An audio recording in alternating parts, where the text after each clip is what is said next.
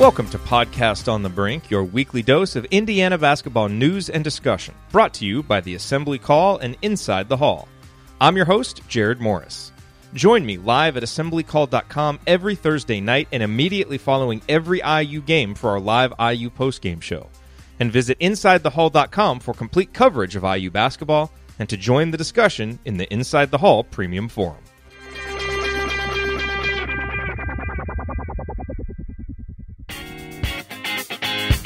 Hello and welcome to another episode of The Matchup. I'm Ben Ladner, joined by Seth Tao, fresh off of an IDS intramural basketball game. Unfortunately, a loss, our second of the season, which is disappointing. Either way, it doesn't matter. That's not what we're here to talk about. Yeah. It as disappointing as it was to not get the win. I guess a good way to segue that on the subject of not getting wins is to this Indiana basketball team, who we are here to talk about. This is a team that has also struggled to get wins, and like the IDS intramural basketball team, many of those wins of those losses have been close.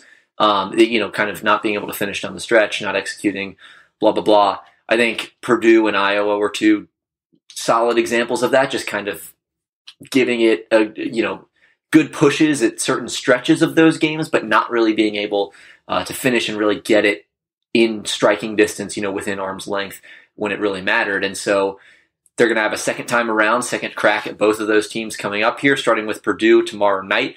We're recording this about 10:45 on Monday night, so it'll probably go up Tuesday morning, I would presume. And this is we keep saying it, because it continues to be true, but this is probably the biggest game of the year for Indiana. Purdue, big rival at home. And you really need a win if you're Indiana. You absolutely have to win a game at some point. And so, you look at this game and kind of say, hey, look, Purdue, Indiana, obviously Purdue's the better team, but anything can happen if you're an IU optimist. And this is really one that if you don't come out ready to go for this one, then you might as well pack it up for the season. Right, exactly. And for the past several games, as you kind of alluded to, we've been mentioning that, Indiana needs to win this game to keep any tournament hopes alive. But this is really the first of 4 games coming up where this stretch is going to actually hold their postseason hopes. Their postseason hopes hang in the balance in these 4 games because they're already slim as is based on all the losses they've had. But the only reason they're still kind of lingering around sort of on the wrong side of the bubble, but they're not totally dead yet, is because A, the bubble as a whole is weak, but B, they've got 4 games coming up against 4 quality ranked opponents, and they probably need to take at least 3 of these 4 upcoming games to realistically have a shot to get in the tournament. And Purdue at home is one that you would really like to have if you're Indiana. Yeah, and I think, you say 3 out of 4, that's going to be tough to do. Yeah. Which, not impossible, but difficult. But I do think you're right. If there is one of those games that you can point to, all of these games are against good teams. Iowa, Purdue, Michigan State, Wisconsin, all good teams that are going to make the NCAA tournament. If there is one game that you kind of look at, maybe it is Purdue, just because of the fact that it's a rivalry game. Romeo Langford played about as poorly as you could possibly, or at least as he could possibly play. That was his worst game in that first game. Yeah. And I doubt, Purdue, credit to them, they had a good game plan. I thought they really executed defensively really well against him and Indiana as a whole in that game. But I'd be, it's hard for me to imagine that Romeo will play worse in this game than he did in that one. That said, he's coming off one of his other worst games of the season against Minnesota, where he struggled to really assert himself all game long, and it just seemed like he was never really a part of the offense. And Indiana's got a lot of offensive issues right now, a lot of things they're struggling with. A lot of issues, yeah, generally, but I think in particular the offense is just you don't see much there. And I think maybe chief among those issues is that Romeo Langford he'll have big games, at this point it's maybe once every 3 games or so, but he just hasn't been able to assert himself and really dominate the game on a consistent basis like we saw him do earlier in the year.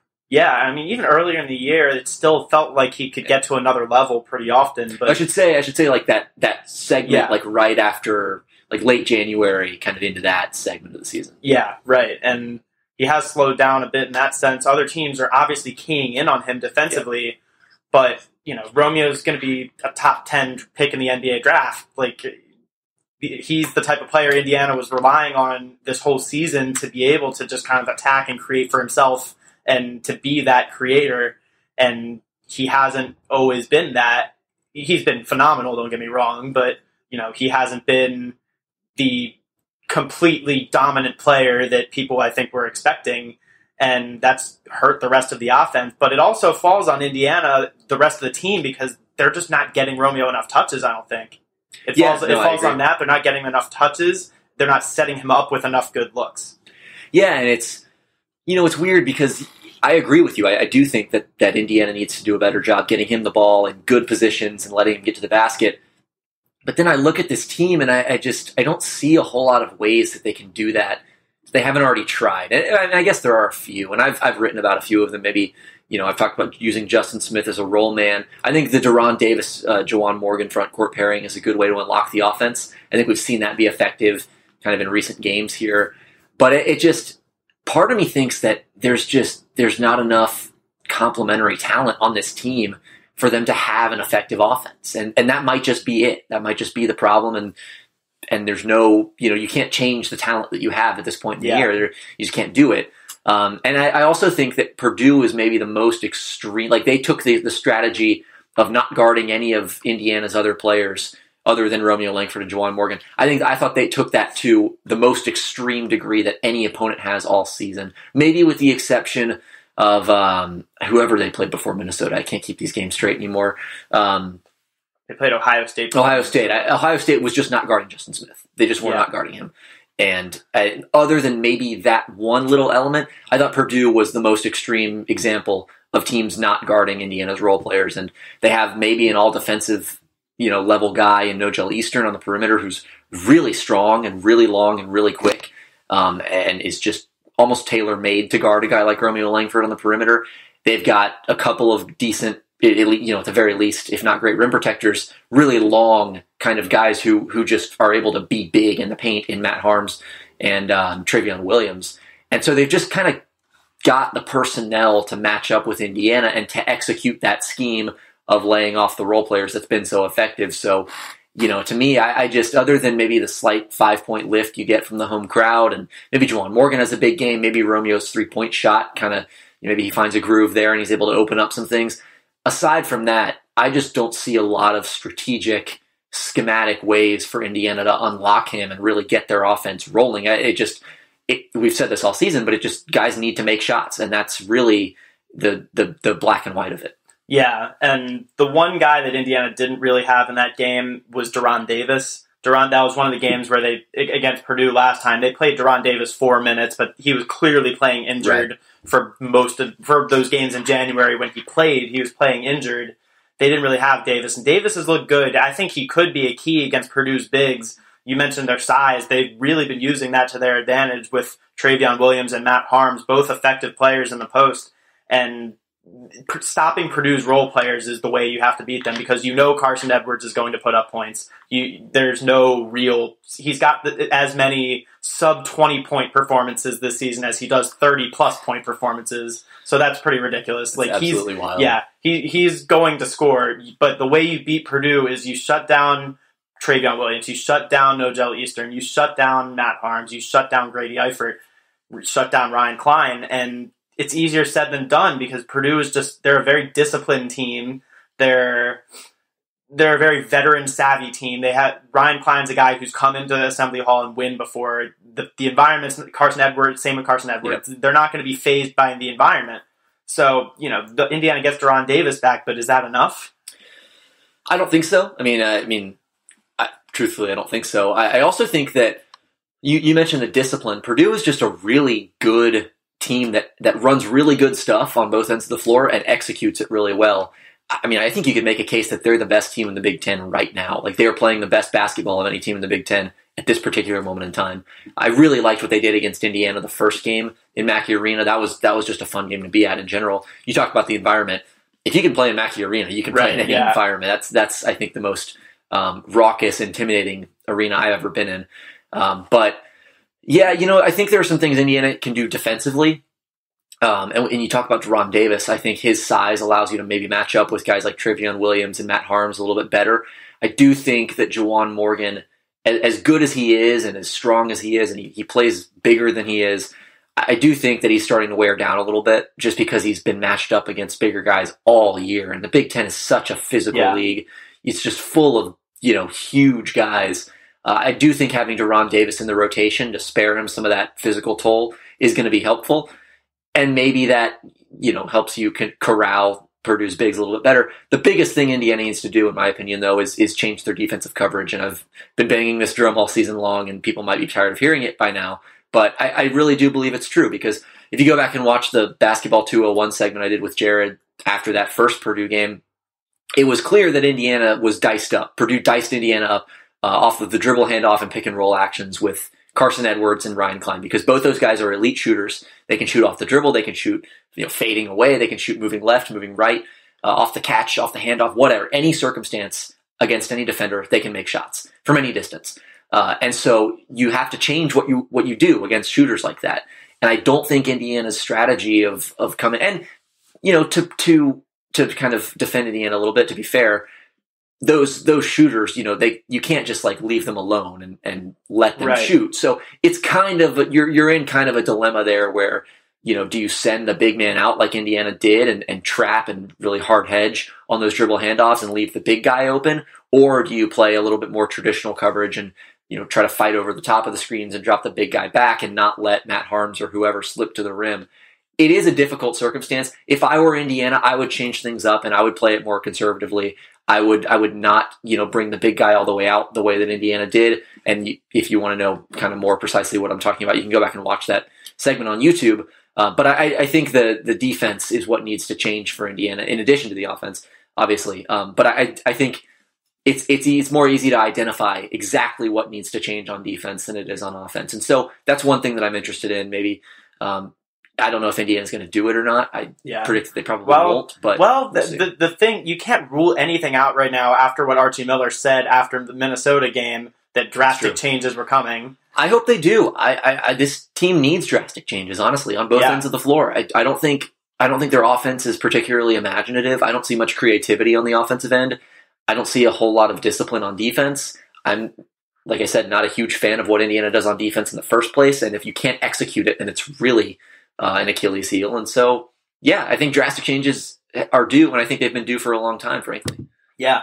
I wonder if Race Thompson gets a little more run this game. They got some effect. It was a lot of garbage time that they put him in there a little bit towards the end of the first half too. But they got some effective minutes out of him, and it's kind of been a big spin the wheel. Whose turn is it today type of thing as far as the backup big behind Davis and Morgan. But especially in a game where you mentioned how Purdue uses their big men to really terrorize the other teams just with the ball screen handoffs and the shooters. Yeah. Having a guy like Race Thompson in there helps. Getting some quality minutes out of Jake Forrester helps. Yeah. Last time they played Purdue, Jawan Morgan had to play 35 minutes. They only got 4 minutes out of Deron Davis. They got 3 minutes out of Clifton Moore. That's it. If you want to call Zach McRoberts a big, but I don't know that I really would. He played 29 minutes. Justin Smith had to play 38 minutes in that game. That was his best game of the year, maybe. Yeah, there's a strong case it was, and I think they will need a stellar defensive performance again from him, because his defense in that game wasn't awful. It wasn't. By Carson Edwards standards, that wasn't a particularly standout game. He had 20 points, but shot 3 for 10 on threes. Right. He can do a lot more than that. And that's the thing, but part of that was Indiana was so focused on taking him away. Right. And when they made his shots difficult, it made everyone else's shots easier on Purdue. Right. And it's kind of analogous to what they did against Marquette, only at the time Marquette didn't have those other weapons. Their bigs weren't quite as good at that point in time as Purdue's were when Indiana played them. And so Indiana took away, or at least made difficult what Marcus Howard wanted to do, and that kind of took away the rest of the offense. With Purdue, you can't really do that because they have so many other threats. And I think you talked about Smith. I think he needs to play the defensive game that he played against Michigan State against Purdue, because Purdue doesn't really have that one guy, that one power forward like a Jordan Murphy or like a Jordan Wara or any of these other guys, Lamar Stevens, that Justin Smith has kind of matched up against this year. And so in this game, he's going to be acting more as kind of a help side defender, protecting the rim, rotating on defense, being that sort of defender. And he was really good at that against Michigan State. He hasn't been great since then as a help defender, I don't think. I think you really need him to be great in that area if you want to kind of shore up your defense in this game. One thing I'd be interested in, you talked about the rotating wheel of big guys. I think Jake Forrester might be an interesting matchup here because I don't know that Race Thompson is quite big enough to really bang with Harms and with Williams down low. I think those guys can really punish him. Like, I don't know if he's big enough to really play the 5 against those guys, or even, maybe even the 4. But with Forrester, he's skinny, but he's at least big. He fights, he battles. He's kind of in-game shape more so than Thompson is, and he can also switch. And if you want to talk about drastic changes, I don't think there's a more drastic defensive change you can make than switching ball screens. And that's something I talked about at the beginning of the year as something I think this team could do, because they've got all this athletic, rangy personnel. I don't know if they'll go that far. I don't know if they'll do that, but I'd like to see it. I think it could help them both on and off the ball, kind of helping them stay connected on defense and kind of locked in, just simplifying the entire game plan, essentially. And I think Forrester can do a little bit of that. So I'd be interested to see if they try that. Yeah, you've long been a proponent of Indiana. Going on 2 years now. Switching, Forrester would be an interesting matchup. I think if they stick Forrester in there, it's going to be the type of performance where he's probably picking up for 4 fouls in like 6 minutes. If Trevion Williams is in the game, you can't put Forrester in. Williams is just too big. Harms he's tall, but he's not quite as big and bulky and like just massive as Williams is. So maybe you could get away with that. It would still be dicey, though. Again, it might be one of those games where you play Forrester and Clifton Moore, or Forrester and Race Thompson, or Clifton Moore and Evan Fitzner, and kind of get 2 of those guys in the mix rather than just one. I don't know. Fitzner didn't even play the last time they played Purdue. Yeah, and he's been playing better as of late. He's hit a couple shots. Yeah, we'll see. He's got his shooting confidence back a little bit. I mean, he's at least taking the shot that he should be taking again, which was a problem for a while for him. Yep. Yeah. I mean, in some cases it still is, but he's still not making that many. But I mean, his confidence was down to the point that he was just passing up open shots, and now he's at least taking these open shots and making some occasionally. Yeah, he's also not trying to post up anymore, which is a good sign. Yes, that was disastrous. Yeah. So, what do you think it would take? On the flip side, what do you think it would take for Indiana to win this game? Well, I think Fitzner making shots is a good step.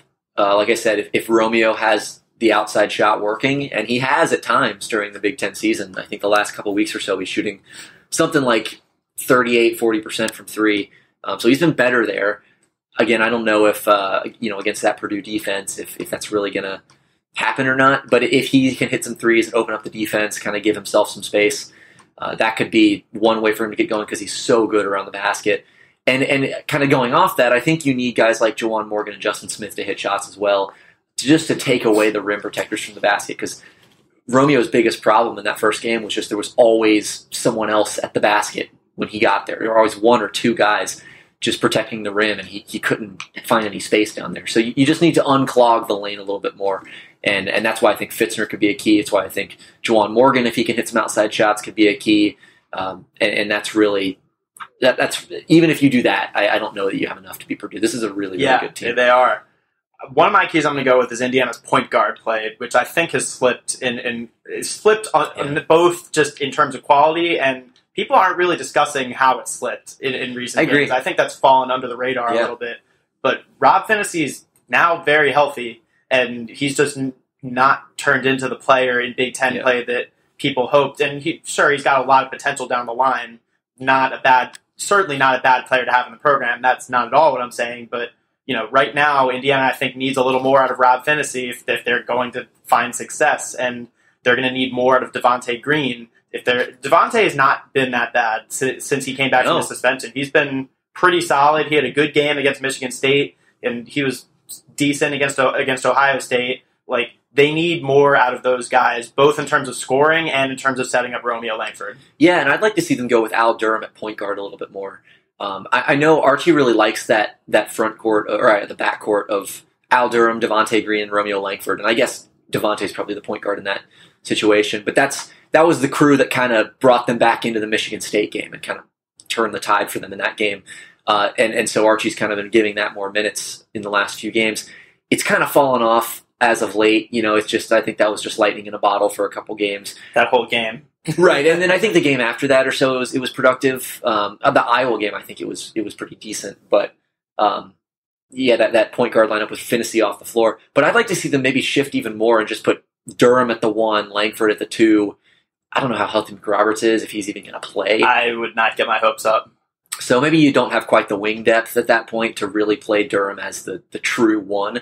But if they do, that's something I'd like to see because I think he's got the ball skills to run the point. I think he's a good pick and roll player. He's a good passer, obviously a good slasher, can get to the basket. One of the better shooters on this team and a great defender with some versatility, can really get in the guys' shorts and, he's played the hardest. Positions. He's played harder than anybody else on this team has through the woes of conference play. I agree, and he's been fantastic ever since that Michigan State game. That was the game I really started to notice, like, this guy's playing on a different level. Like, he's at a level he hasn't been at in his college career to date, and I think he's sustained it the last few games. Now he's been a little up and down the last 2 or 3 games, and not quite the scoring output that you would want if he's going to be your third scorer. If you look at him as that guy, he hasn't quite been up to that standard just from a pure output standpoint. But I do think that he's one of the more essential components of this offense and defense, and I think featuring him a little bit more on the offense is maybe a good way to kind of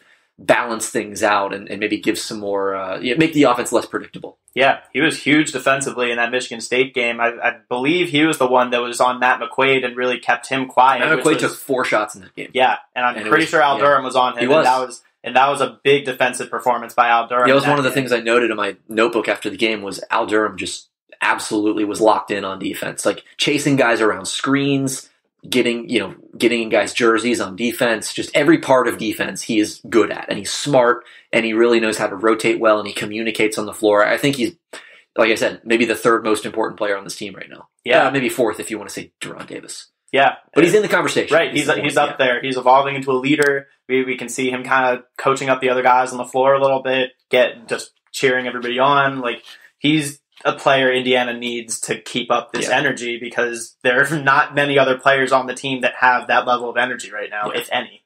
Yeah, and I think one final point to make on Purdue is Deron Davis. If he can kind of harness some of that playmaking that he showed against Iowa and a little bit, maybe slightly less so against Ohio State. If he can use that and kind of get Indiana moving from side to side and kind of be that pivot point at the high post, then you're talking about a little bit different team than the one that played in Mackey Arena back in January or February or whenever it was. That gives them a different element, and his ability to just kind of connect the dots in interesting ways on offense from the high post, the elbows, even from the low post too, passing out of double teams, hitting guys on the perimeter, finding cutters. He's really good at that, and he gives them a different element. If he's healthy enough to play, and if he can, really give you 25 solid minutes, maybe even just 20, I think Indiana would really benefit from that. Yeah, but at the end of the day, I think what it's going to come down to in the IU Purdue game is, can Indiana hit threes? I mean, that was really the big that along with Michigan State's free throw shooting, that was the big difference in the Michigan State game, that Indiana could actually hit the 3-point shot. They had to actually respect the 3-point shot, not just leave everybody open out on the outside, and then Indiana could work inside, which they hadn't been able to do for a while. And I would not expect, given the success that Purdue had in their last game and that Indiana has fallen back to earth 3-point shooting wise, they're coming off their worst 3-point shooting outing of the year against Minnesota, 2 of 17 that game. So, I don't expect Purdue to change their defensive mindset, at least to start the game, from what they did up in West Lafayette, and Indiana's just going to have to prove that they can hit some shots. Yeah, I'll close by saying I think if Indiana takes 23s and has 18 or more assists, they're in the game. They may not win, but if they can hit those 2 numbers, I think they're in the game. Take 23s? Attempt maybe 22 threes. Attempt 22 threes and get 18 assists total. I think they're in the game. And how many are you assuming that they're making of these 22? We'll see. Obviously you've got to make a decent percentage, but if you get 18 assists, presumably you would be making a high percentage of your shots because you're moving the ball and moving the defense and kind of getting some action, generating through ball movement. So I don't know. Those seem to be kind of the barometers of Indiana's offensive success, when they can get, because they're not a team that's going to force a lot of threes. So if they take 20 or more threes, it's kind of, you can kind of assume that they're getting good looks. Because, again, they're not just going to come down and pull up threes off the dribble or step backs, blah, blah, blah. they're almost entirely catch and shoot threes. And so if they can get 20 of those, they're probably going to be decent looks. And if they have 18 assists, it's usually a sign that the offense is really moving and really clicking and really flowing. They get off 23s in a game more frequently than you probably think. Okay. Yeah, that's fair. They only shot 17 against Minnesota, but before that it was 7 games in a row where they shot at least 20 from 3. So they're putting them up. They're putting them up. Yeah. That's not the problem, but there are a lot of other problems. Yeah. That being said, let's move on to Iowa. Yes. Indiana lost to Iowa at Assembly Hall last time, a few weeks ago, 77-72. They played not that bad that game. They were in that game right up until the end, and they didn't really shoot themselves in the foot that much, I didn't think, and it was a lot because of Jordan Bohannon just having ice in his veins late in the game and just would not be stopped, man on a mission type of game. And Joe Wieskamp, too, in the first half was 4 for 4 from 3, and that, I mean, just that little cushion he gave them, 10 points. Iowa was up 10 points at halftime. I mean, 12 points from Wieskamp. If you cut that down even to 6 or 9, like you're a little bit closer, and maybe you get within striking distance, and you're able to turn it a little bit more in the second half than they did. I agree with you. I don't think Indiana played all that poorly on either end of the floor. It was. They did about. I mean, Bohannon beat them a lot. I think there were times where Indiana probably could have closed out on Iowa's 3-point shooters a little bit, and Tyler Cook feasted inside. But again, you can pretty much expect Tyler Cook to feast inside. Right. I think, especially because Juwan Morgan was in foul trouble. Right. They got Juwan Morgan in foul trouble, and they were going at him a little bit when he came back in. Morgan did well to avoid fouling out, but that limited how much Morgan could be on the floor. Deron Davis had a nice game there, but he's like not 7 assists or something. Yeah, he had 7 assists that game, but he's not as quick laterally as Morgan is, and Tyler Cook took advantage of that in that game. But I don't know what the but was. No, I mean it was that 10 points in the first half. They just it was just timely shots from Iowa. That was kind of the sense I got from that game, was that Iowa was able to make plays when they needed to, and Indiana was not. And in the time in between, in those regular leverage moments, if you want to call it that, I thought they basically played an equal quality of basketball. It was just when Iowa had momentum, they were able to capitalize on it. And when Indiana had momentum, they weren't. And it seemed like every Indiana dry spell, timed up with an Iowa dry spell. So they weren't able to go stop, score. It was always, if they were getting stops, they weren't able to get baskets. And if they were making shots, they weren't able to get stops. And it just seems like those two things were never happening at the same time. And that was kind of what allowed Iowa to just keep Indiana at an arm's length in that second half. And, they came back. They won the second half. They outscored Iowa in the second half. But, it seemed like every time they were like 3 points away, 6 points away, Iowa would make a little push and kind of run away, and Indiana would creep back closer, and Iowa would run back away. And they were just never able to kind of get that last push. Yeah. And since that game, Iowa's been feeling themselves. Yeah. I mean, they came back from down 15 with 4.5 minutes to go at home against Northwestern. From the left that was the Rutgers game. I'm talking about Northwestern. They came back from down 15 with 4.5 minutes to play, and Jordan Bohannon hit a 3 from decently deep, top of the key with 0.3 left on the clock. And then they go and hit a Wieskamp banked buzzer beater 3 from the corner. Bank 3 from the corner. I mean, that's just to win the game. That's wild. I don't think I've ever seen that. Yeah, that was at Rutgers. They have a big game. Iowa has a big game tomorrow, Tuesday night, hosting Maryland. So that'll be a good test for Iowa. And I think both the Iowa-Maryland game and the IU-Purdue game that'll obviously determine what momentum these teams are bringing into the game. But Iowa's a decent team at home. Yeah, they beat Michigan at home earlier in the season. The Michigan State went in and beat them, but they can take care of business at home, and they're feeling themselves right now. Yeah, I agree. I mean, assuming they do what they should in the Big Ten tournament, they look like a lock for the NCAA tournament right now. The only thing with Iowa is their defense. Right. Oh, yes, the defense is not good, but they're so good on offense. And we didn't even talk about Luka Garza, who didn't play that well in the first game. He's a weapon that has been really good all season long, and just Indiana was able to kind of take him away, but it came at the cost of giving up shots to other guys. I also thought the rest of, you take away, outside of Bohannon, Wieskamp and Tyler Cook, who obviously are their three best players. But outside of that, no one on Iowa was particularly productive in that game. It was kind of those three guys. And really, in the second half, it was just Tyler Cook and Jordan Bohannon. Like, Joe Wieskamp didn't do much of anything in that second half offensively. So I wonder if some of Iowa's role players, if they play a little bit better, that was something that kind of was able to swing things Indiana's way in that game. Because Iowa's role players just didn't really give them much. Luka Garza was in foul trouble for a lot of the second half. He picked up 2 fouls in the first 10 minutes of the game, and then Isaiah Moss was like 0 for 5 or something. And Garza was at 4 fouls with like 13 minutes to play, so he was not able to make much of an impact in the second half. I think if you get average games from the rest of Iowa's role players, it's maybe a 15-point game in their favor. Now, certainly if Juwan Morgan doesn't get in foul trouble, it's a boom for Indiana. And Morgan still had a very good game. Right. So you can play that game, if this doesn't go this way, blah, blah, blah. But that is one thing that I would look at for this Iowa game is like, can you limit their role players again? Can you hold them just completely silent? If you can, then, if Jordan Bohannon doesn't hit 3 insane shots in the second half and Tyler Cook doesn't just dominate down low and Joe Wieskamp isn't hitting crazy step-back threes in the first half, again, Indiana didn't play that poorly. It was just that Iowa's shot making when they needed to make shots was just on a different level. Yeah, I mean, Indiana shot 33% on threes that game. I mean, you'll take that most games from Indiana with the 3-point. From this team, I mean, that was another good 3-point game from Romeo Langford. Al Durham hit a few. I mean, they're going to have to hit shots to keep up with this Iowa offense. I told you about my rim theory at Michigan State, right? You did. Okay. Yes. Yeah. I still think that's true. Do you have some theory about Iowa too? No, I just think Indiana should change their rims and everyone should use Nike balls.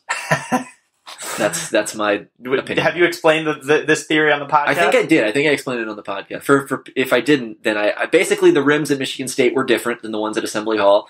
They seemed a little softer to me, a little more inviting, a little more welcoming.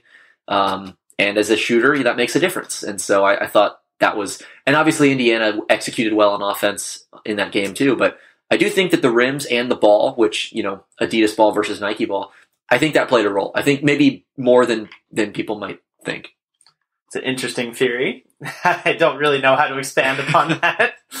So again, if Indiana wants to shoot better, maybe they should just get new rims and everyone should switch to make Nike like the regulation ball in college basketball, which they should do anyway, or some company just make everyone use the same ball. Yeah, should have done that 10 years ago. Thing.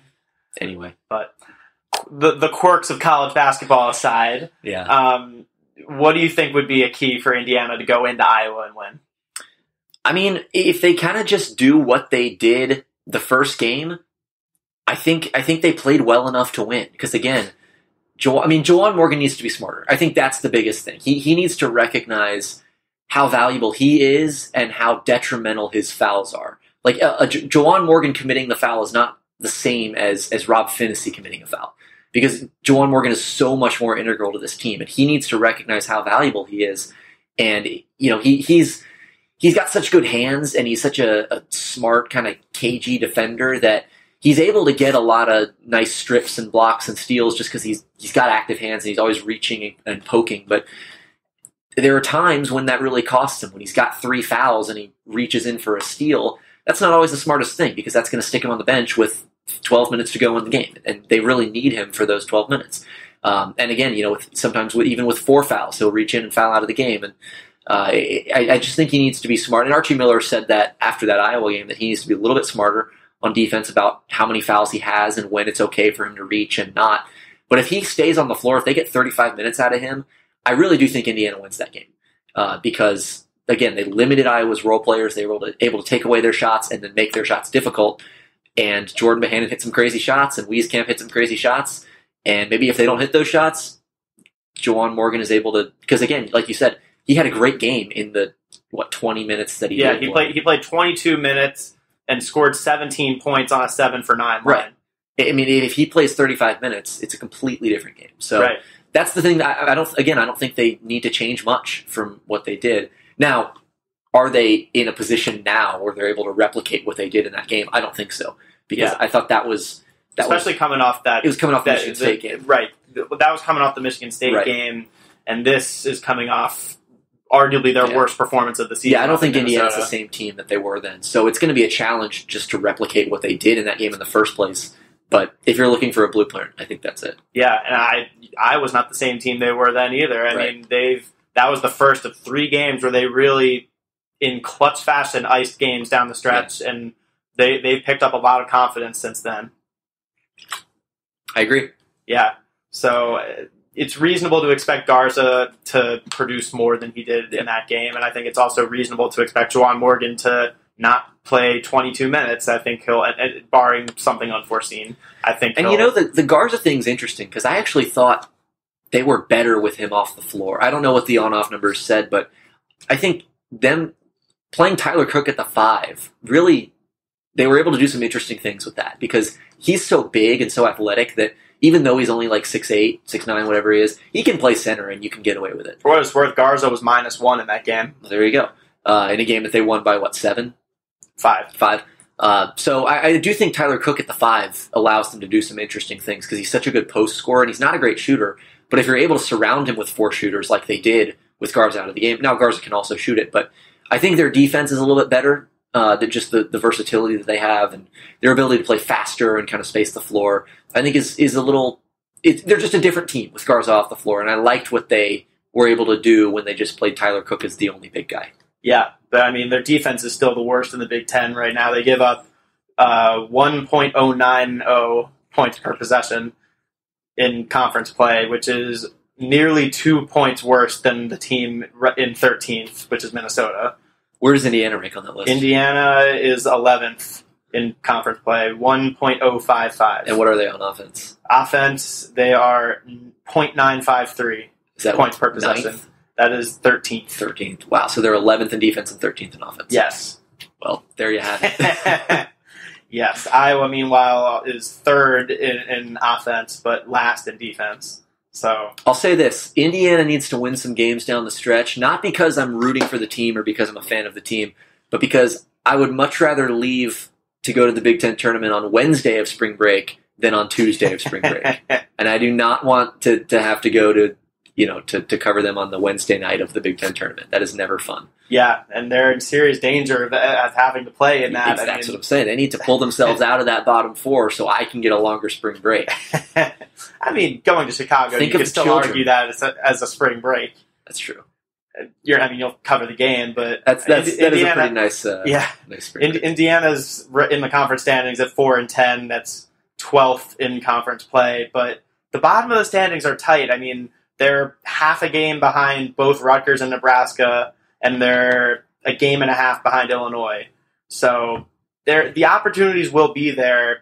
The problem is these opportunities are coming against really good teams. And they could have a chance. Let's say they win one of the next 4 games.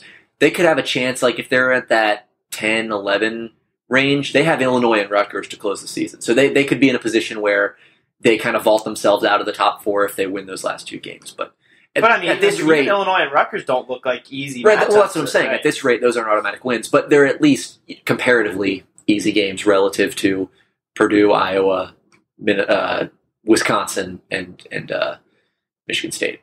Yeah, so we'll see how that all shakes out. But again, do you have anything more to add? No, that spring break thing was my final point. You want to make sure you got it in there. If Archie Miller's listening, just think of the children. Right? Think of the children. Right. So, yeah, Indiana plays Purdue tomorrow night at home, and then it'll be tonight by the time this podcast comes out at home, and then at Iowa on Friday. We'll both be at the Purdue game. I'll be at the Iowa game. Keep an eye out for coverage from all that, and until next time. Talk to you later. If you want to support Podcast on the Brink, here is the single best way to do it. Tell anyone you know who loves IU hoops about us and suggest that they subscribe. Podcast on the Brink can be found on Apple Podcasts, Google Podcasts, Spotify, and everywhere else podcasts are available. Tell your social media followers, email your friends, text your family members. For weekly discussion about IU basketball, they need to be subscribed to Podcast on the Brink. We'll talk to you next time. Go Hoosiers.